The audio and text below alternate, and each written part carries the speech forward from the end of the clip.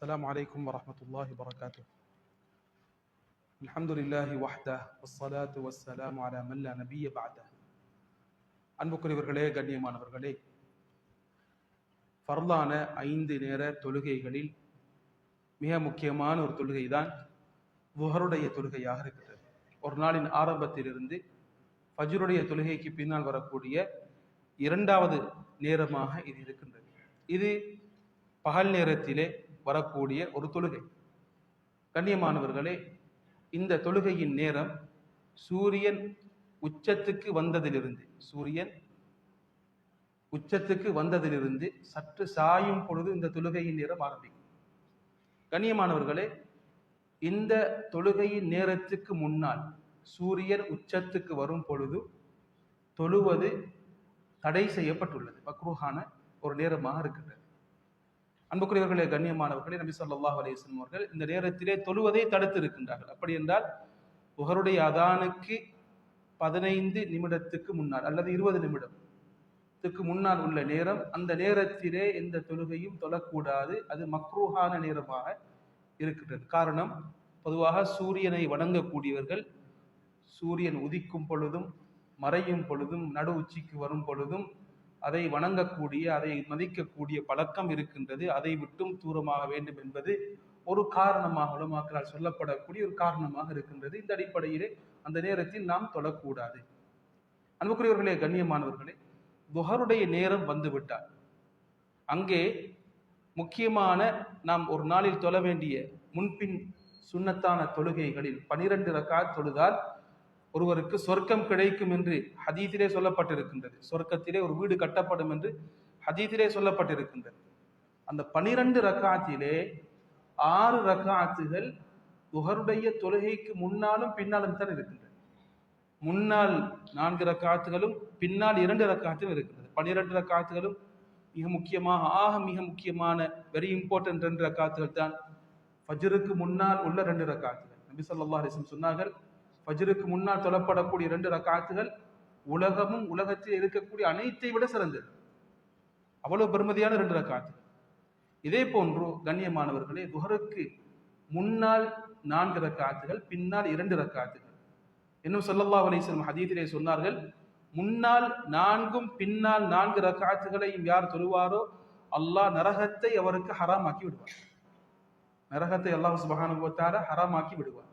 எனவே வலியுறுத்தப்பட்ட 6 ரக்காத்துகள் இருக்கின்றது. அத்துடன் சேர்த்து பின்னால் 2 ரக்காத்துகளையும் நாம் தொழுதால் நரகத்திலிருந்து பாதுகாப்பு கிடைக்கக்கூடிய ஒரு நேரமாக, ஒரு தொழுகையாக இந்த தொழுகை இருக்கின்றது.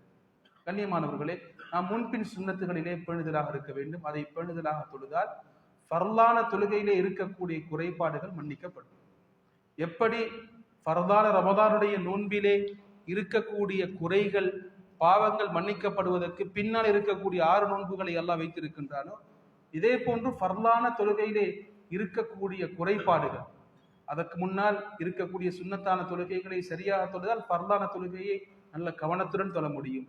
ஃபர்லான தொழுகையிலே குறைபாடுகள் ஏற்பட்டு விட்டால் அந்த குறைபாடுகள் அதற்கு பின்னால் தொழப்படக்கூடிய தொழுகைகளிலே மன்னிக்கப்படுகின்றன. அதற்காக வேண்டித்தான் இப்படிப்பட்ட தொழுகைகள் கொடுக்கப்பட்டிருக்கு. அடுத்ததாக ஃபர்லான லுஹருடைய தொழுகை.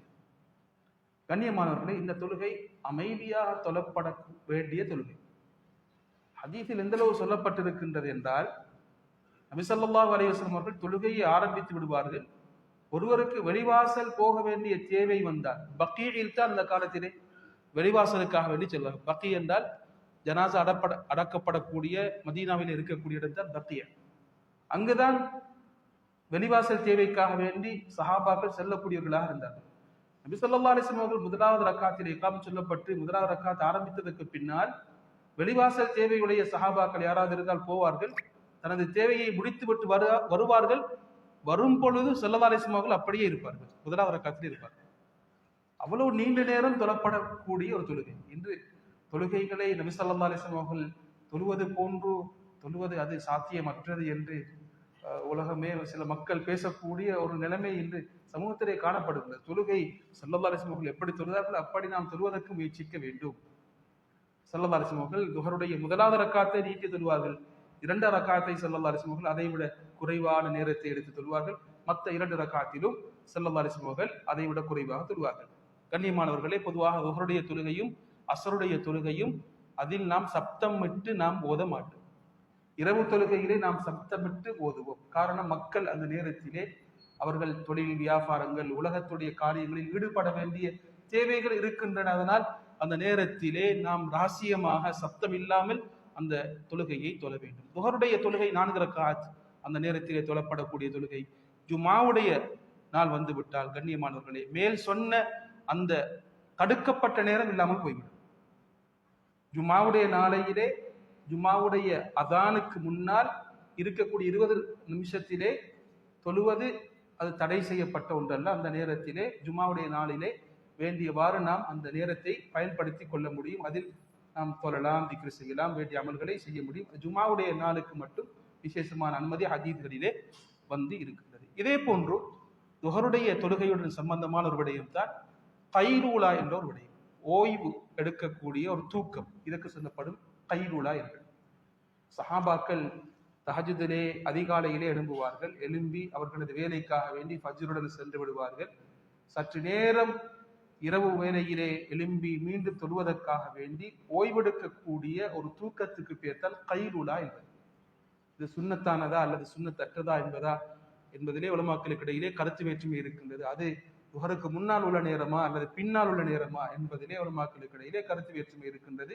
அப்படி யாருக்கு முடியுமோ, தேவை இருக்கின்றதோ அவர்கள் இப்படியான ஓய்வை எடுத்து விட்டு துஹர் தொழுகைக்காக வேண்டி வருவது அல்லது துஹர் தொழுகைக்கு பின்னால் அவர்கள் இப்படியான ஓய்வை எடுத்துக்கொள்வதும் சொல்லப்பட்ட ஒரு காரியமாக இருக்கின்றது. வலியுறுத்தப்பட்டு சொல்லப்பட்ட ஒன்றல்ல. யாருக்கு தேவை இருக்கின்றதோ அவர்கள் இதை செய்து கொள்ள முடியும் என்று ஹதீஸ்களிலே சொல்லப்பட்டு இருக்கின்றது. இந்த அடிப்படையிலே இந்த நேரத்தை சரியாக பயன்படுத்துவோம். நாம் தொழிலிலே இருக்கக்கூடிய, வியாபாரத்திலே நாம் ஜப்பிலே இருக்கக்கூடிய அந்த நேரத்திலே இப்படிப்பட்ட ஒரு மிக முக்கியமான ஒரு தொழுகை இருக்கின்றது. அந்த தொழுகையை நாம் சரியாக தொழுதால் நமது வேலைகளில் இருக்கக்கூடிய பிரச்சனைகள், சிக்கல்களும் இல்லாமல் போய் அல்லாஹு தாலா நமது வாழ்க்கையிலே பரக்கத்தை உண்டாக்குவதற்கும் ஒரு காரணமாக அமையும். அல்லாஹ் சுப்ஹானஹு வ தஆலா தொழுகையிலே பெருந்தருடையவர்களாக அனைவரையும் ஆக்கி வருவானாக. வாஹிர் தஅவானா அல்ஹம்துலில்லாஹி ரப்பில் ஆலமீன். அஸ்ஸலாமு அலைக்கும் வரஹ்மத்துல்லாஹி வபரகாத்துஹு.